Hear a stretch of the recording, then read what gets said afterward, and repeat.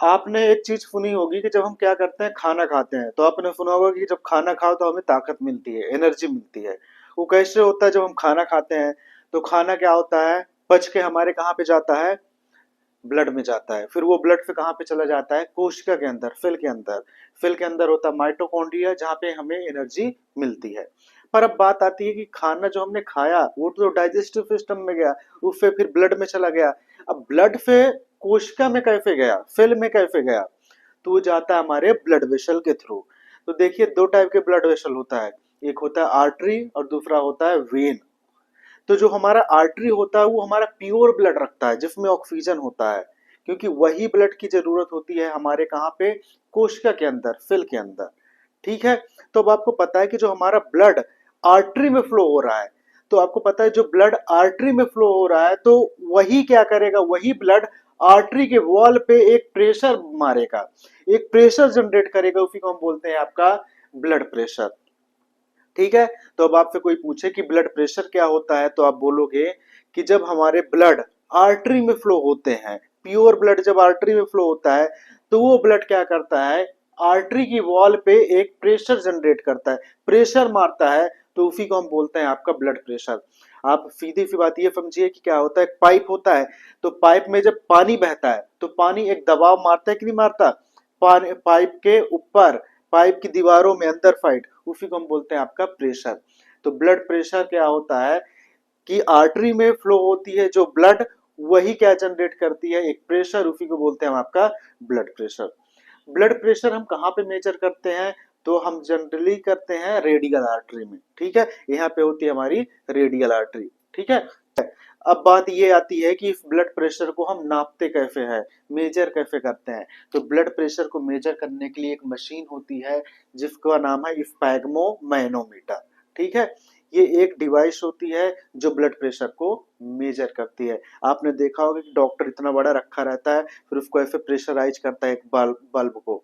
ठीक है, वही है हमारा क्या, स्पैग्मो मैनोमीटर। आजकल डिजिटल भी आते हैं, पर डिजिटल से अच्छा ये मरकरी वाला होता है, क्योंकि वो एक्यूरेट देता है। ब्लड प्रेशर एक्चुअली में होता क्या है, हमने बताया। ब्लड प्रेशर में दो चीजें होती हैं, एक अपर लिमिट होता है और दूसरा होता है लोअर लिमिट। अपर लिमिट का मतलब ये होता है जब हमारा हार्ट कॉन्ट्रैक्शन होगा, हार्ट का कॉन्ट्रैक्शन होगा, तो वहां पे जो प्रेशर डेवलप होगा, दबाव आएगा, उसको बोलेंगे हम सिस्टोलिक प्रेशर। और ये होता है पंपिंग प्रेशर भी बोलते हैं, क्योंकि पंपिंग हुआ, ये होता है आपका 120 mg, 120 mm ऑफ hg। ठीक है।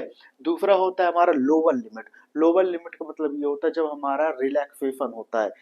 ठीक है। डायस्टोलिक का मतलब होता है रिलैक्सेशन, या इसी को बोलते हैं हम आपका रेस्टिंग प्रेशर, ये होता है हमारा 80 mmHg।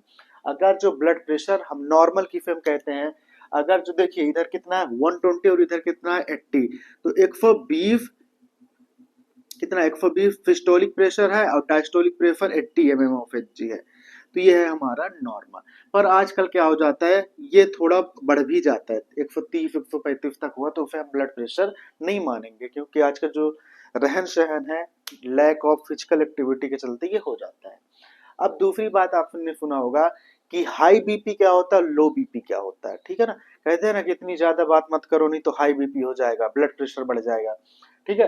एक्चुअली में क्या होता है, जब ब्लड प्रेशर हाई का मतलब ये होता है कि जो हमारा सिस्टोलिक प्रेशर है, पंपिंग प्रेशर है, वो कितना हो जाए, 140 से ज्यादा हो जाए। और लोअर प्रेशर यानी लोअर लिमिट कितना होगा, 90 से क्या हो जाए, ज्यादा हो जाए। यानी जो हमारा 120 से 80 था वो 140 से 90 हो जाए या इससे ज्यादा हो जाए, तो इसे बोलोगे आप हाइपर टेंशन।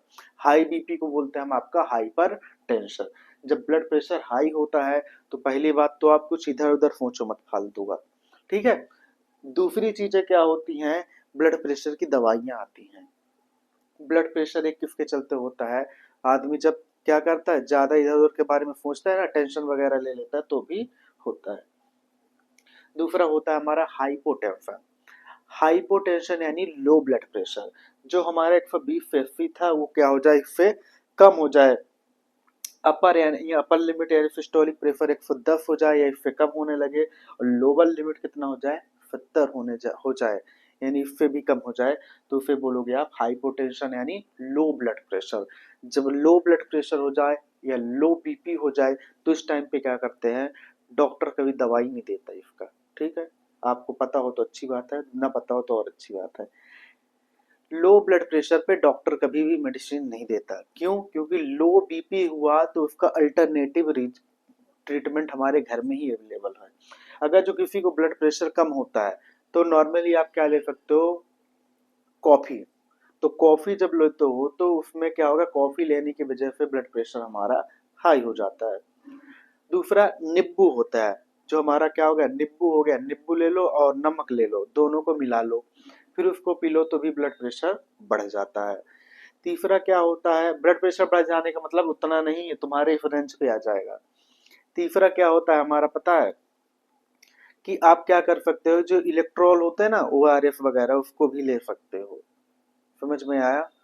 तो ये भी ब्लड प्रेशर को बढ़ा देता है। सबसे अच्छा तरीका तो यही होता है कि आप अपने डेली के डाइट में नींबू को ऐड कर दीजिए, नींबू और नमक का कंजप्शन बढ़ा लीजिए।